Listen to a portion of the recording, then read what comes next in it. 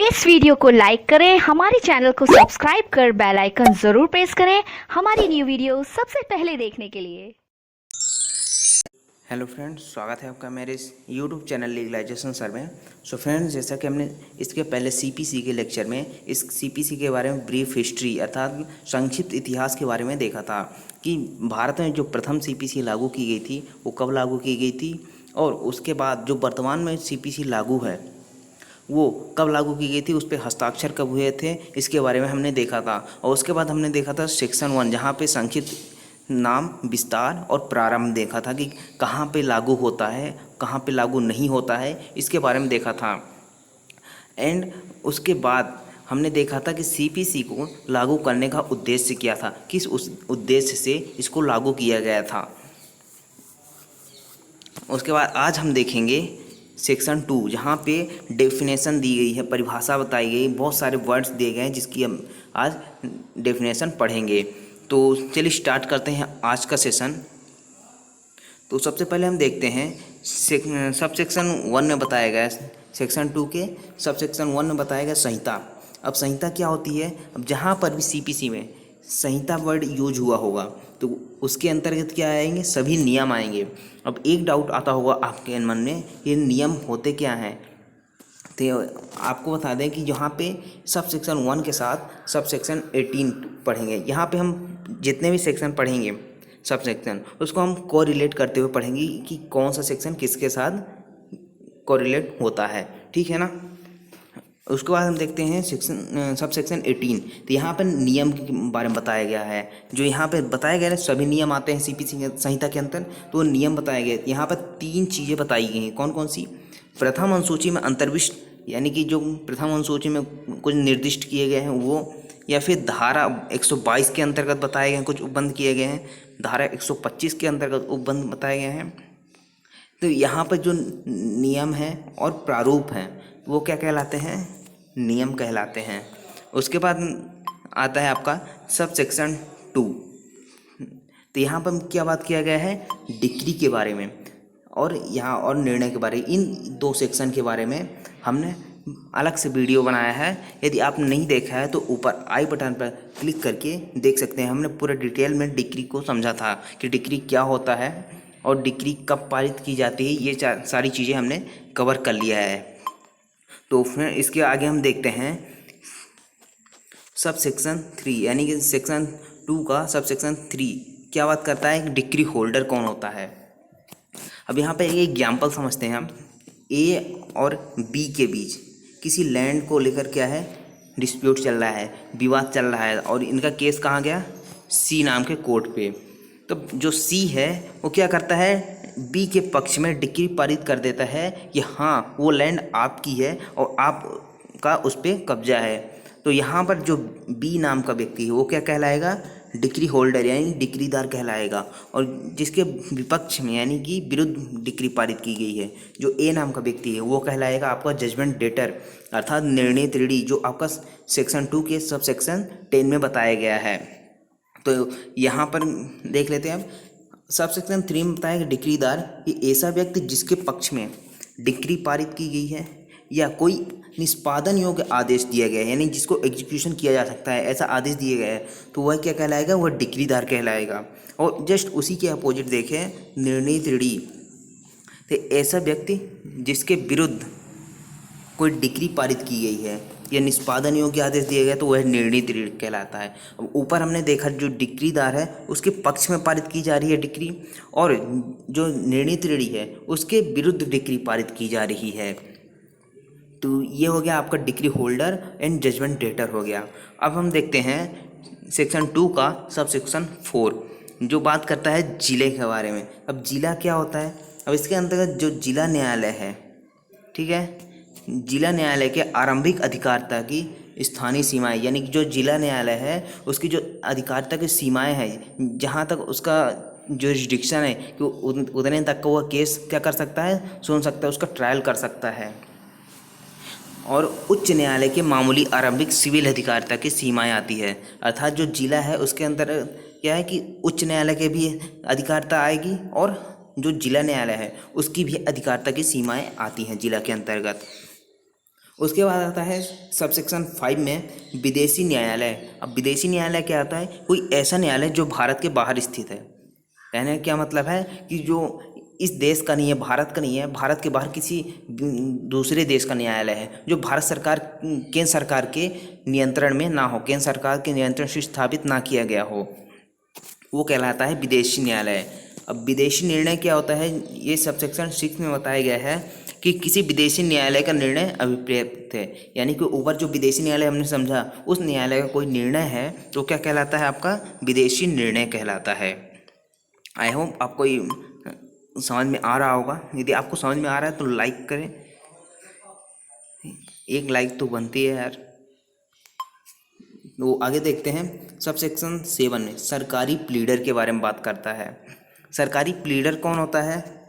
Pleader का क्या मतलब होता है? जो वहाँ पे प्लीड करता है, अभिवचन करता है कोर्ट में, वो कहलाता है प्लीडर। यानी कि किसी कोई क्लाइंट है, ठीक है, कोई व्यक्ति है, उसके बिहाफ पे क्या करता है? वहाँ पर उपस्थित होता है और कोई अभिवचन करता है उसकी ओर से, तो कहलाता है प्लीडर। ऐसा कोई अधिकारी जिस पर इस संहिता द्वारा अभिव्यक्त रूप से अधिरोपित कृत्यों का, अर्थात सीपीसी के द्वारा क्या किया गया है? अधिरोपित किया गया है, उस पर कर्तव्य डाला गया है, ठीक है, किसी व्यक्ति पर, कोई किसी अधिकारी पर, या उनमें से किन्हीं का पालन करने के लिए, यानी कि जितने भी कार्य बताए गए हैं सीपीसी में, अभिव्यक्त किया गया है कि इतने कार्य उसको करने हैं, या फिर उनमें से किसी एक का उनको पालन करने के लिए राज्य सरकार जो नियुक्त करे।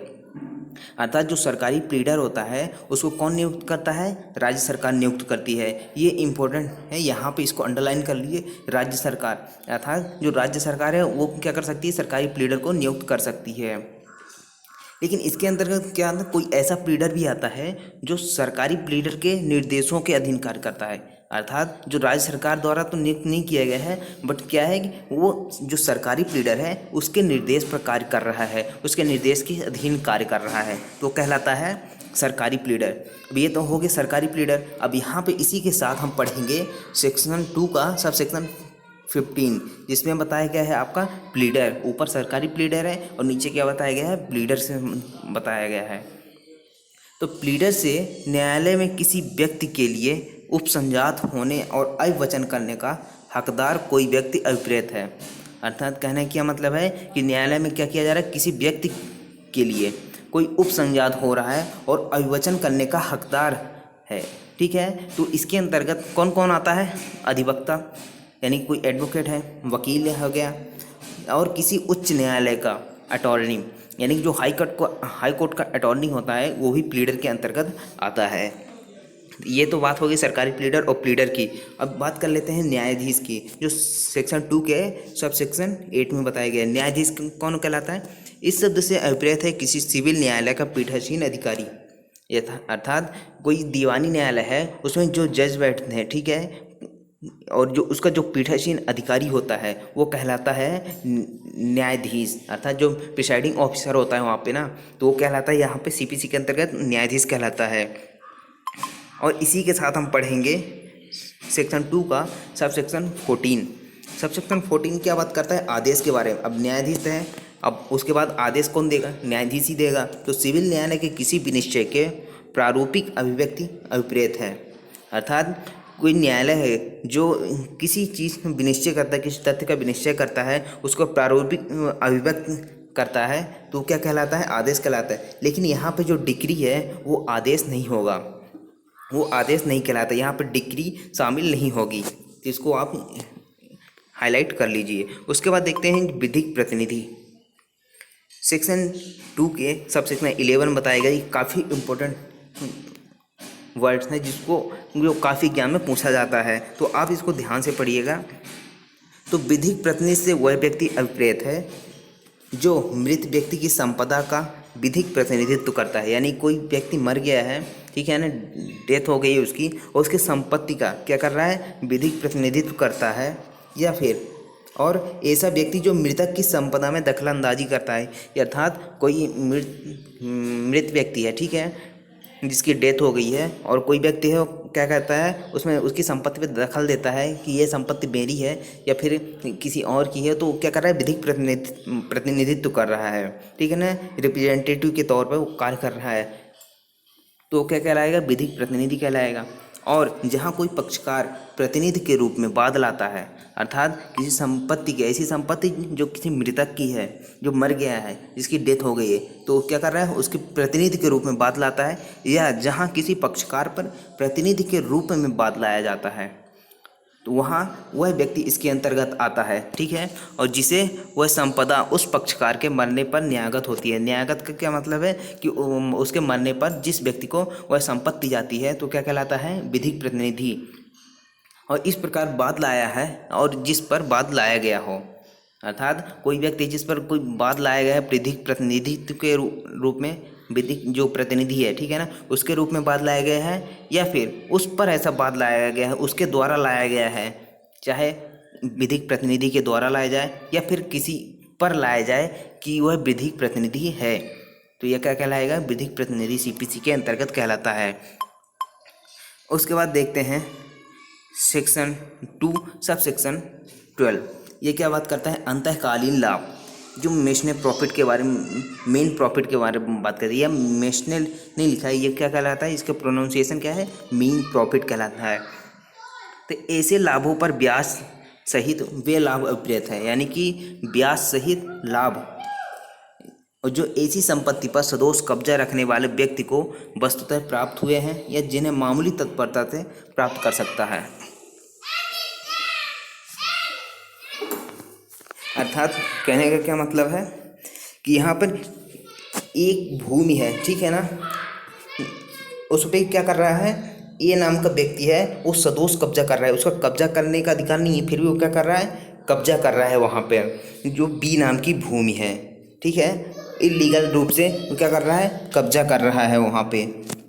तो उसके बाद क्या हुआ कि जो बी है वो कोर्ट में जाएगा और क्या बोलेगा कि इससे मेरा कब्जा दिलाया जाए, और जो वहाँ पे जिसे 6 महीने ए ने क्या किया, कब्जा करके रखा हुआ था, इसने कोई प्रॉफिट कमाया या प्रॉफिट नहीं कमाया, ठीक है ना, तो ये क्या कर सकता है, मेन प्रॉफिट के लिए इससे दावा कर सकता है कि इससे मेन प्रॉफिट दिलाया जाए।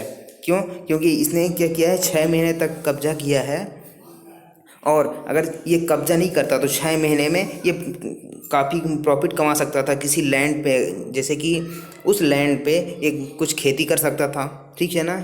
अगर ये ने कोई प्रॉफिट नहीं भी कमाया तो क्या कर सकता था ये कि मामूली तत्परता से उसे प्राप्त कर सकता था उस प्रॉफिट को। तो यहाँ पे क्या कर सकता है बी कि मेन प्रॉफिट के लिए उसको उस पर केस कर सकता है और कोर्ट से आवेदन कर सकता है कि उसको मेन प्रॉफिट दिलाया जाए।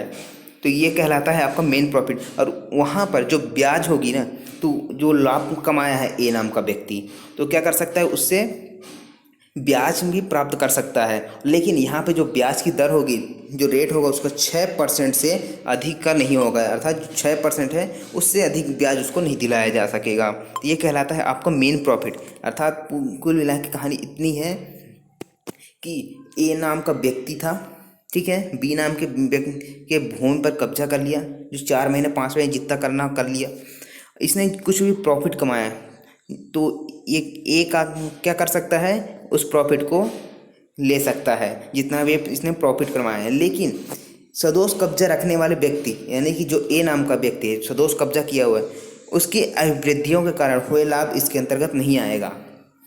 अर्थात यहाँ पर क्या किया, ए ने कोई मकान बनवा लिया, ठीक है, उसको किराए पे दे दिया, और वहाँ पे क्या हुआ कि उसको किराया मिला, उसको पूरा टैक्स देता था उस घर का, ठीक है ना, वाटर टैक्स, रेंट टैक्स, जो भी हाउस टैक्स वगैरह लगता था पूरा पे करता था। तो यहाँ पे क्या हुआ कि वो लाभ इस डिडक्ट हो जाएगी, इसमें मेन प्रॉफिट से उसको टैक्स वगैरह देता था वो क्या हो जाएगी, डिडक्ट हो जाएगी। और जो अभिवृद्धि हुई है उसके कारण तो वो शामिल नहीं होगा उसको, ठीक है ना, वो उसको इंक्लूड नहीं किया जाएगा मेन प्रॉफिट में। तो ये कहलाता है आपका मेन प्रॉफिट। उसके बाद देखते हैं सेक्शन 2 का सेक्शन 13, जो जंगम संपत्ति के बारे में बात करता है। तो इसके अंतर्गत उगती फसलें आती हैं, अर्थात जो जंगम संपत्ति होती है, ठीक है, यानी कि इमूवेबल प्रॉपर्टी। तो इसके अंदर कौन सी आएगी, उगती फसल। जो उगती फसलें होती है ना, वो खड़ी कास्ट जिसको बोला जाता है, तो क्या आती हैं, इसी के अंतर्गत आती है, जंगम संपत्ति के अंतर्गत आती हैं। उसके बाद देखते हैं सेक्शन 2 का सब सेक्शन 17, जहाँ पे लोक अधिकारी को बताया गया है। लोक अधिकारी कौन होता है कि निम्न अधिकारी लोक अधिकारी हैं। अब नीचे देखते हैं कौन कौन से ऐसे अधिकारी हैं जो लोक अधिकारी कहलाते हैं, जो पब्लिक ऑफिसर कहलाते हैं। तो फर्स्ट है कि जो सभी न्यायाधीश हैं वो लोक अधिकारी कहलाते हैं। अखिल भारतीय सेवा का हर सदस्य यानी कि ऑल इंडिया सर्विस का जो भी सदस्य है वो क्या कहलाएगा, लोक अधिकारी कहलाएगा। तीनों सेनाओं का हर आयुक्त ऑफिसर क्या कहलाता है, लोक ऑफिसर कहलाता है। उसके बाद है डी नंबर, न्यायालय का हर अधिकारी जिसका कर्तव्य क्या है कि विधि या तथ्य के किसी मामले का अन्वेषण करे या दस्तावेज बनाए या अधिप्रमाणित करे, यानी कि अटेस्ट करे, ठीक है ना, अटेस्टेड करे, तो वो क्या कहलाएगा, लोक अधिकारी कहलाएगा। यानी कि यहाँ पे किसकी बात की जा रहा है, न्यायालय का हर अधिकारी। उसके बाद हर व्यक्ति जो ऐसे पद पर है, कैसे पद पर कि जिसके आधार पर वो किसी व्यक्ति को परिरोध कर सकता है। परिरोध करने का क्या मतलब है कि एक जगह उसको बंद करके रख सकता है, तो ऐसे पद पर है तो क्या कहलाएगा, लोक अधिकारी कहलाएगा। उसके बाद सरकार का ऐसा हर अधिकारी जिसका कर्तव्य क्या है, अपराधों का निवारण करना। जैसे कोई पुलिस हो गया, कोई स्पेशल पद पे ऐसे नियुक्त किया गया है जिसका कार्य क्या है, अपराधों का निवारण करना है, तो क्या कहलाता है, लोक अधिकारी कहलाएगा। और हर ऐसा अधिकारी जिसका कर्तव्य क्या है कि वह सरकार की ओर से किसी संपत्ति को ग्रहण करे या बयान करे या सरकार की ओर से संविदा या सर्वे करे, तो ये कौन कहलाएगा, वो लोक अधिकारी कहलाएगा। और हर अधिकारी जो सरकार की सेवा में हो और सरकार से वेतन प्राप्त करता है, अर्थात ऐसा अधिकारी जो सरकार की सेवा में है, सरकार द्वारा नियुक्त किया गया उससे सरकार से क्या कर रहा है, वेतन प्राप्त कर रहा है, पारिश्रमिक प्राप्त कर रहा है, तो क्या कहलाता है, लोक अधिकारी कहलाता है। तो इतने सारे लोक अधिकारी हैं आपके। उसके बाद हम देखते हैं सेक्शन 2 का सब सेक्शन 20, जो लास्ट सब सेक्शन है इसका, सेक्शन 2 का, जहाँ पे बात किया गया हस्ताक्षरित के बारे में। तो यहाँ पे जो निर्णय या डिक्री के सिवाय, यानी कि यहाँ पे निर्णय और डिक्री को शामिल नहीं किया गया है, उसके सिवाय, उसके अतिरिक्त जो भी हस्ताक्षरित जहाँ पे लिखा गया है उसका क्या मतलब है, उसका मतलब है स्टाम्पित होना, ठीक है। तो यहाँ पे क्या हुआ, जो हस्ताक्षरित है उसके अंतर्गत क्या आएगा, स्टाम्पित आएगा, लेकिन यहाँ पे निर्णय और डिक्री को शामिल नहीं किया गया है, इंक्लूड नहीं किया गया है इन दोनों को। आई होप आपको ये वीडियो अच्छा लगा होगा, तो लाइक, अगर यदि आपको वीडियो अच्छा लगा तो लाइक करें, शेयर करें और सब्सक्राइब करके बेल आइकन को प्रेस कर लें ताकि आने वाले वीडियोज़ की नोटिफिकेशन आपको मिलती रहे। Thank you so much for watching legalisation sir.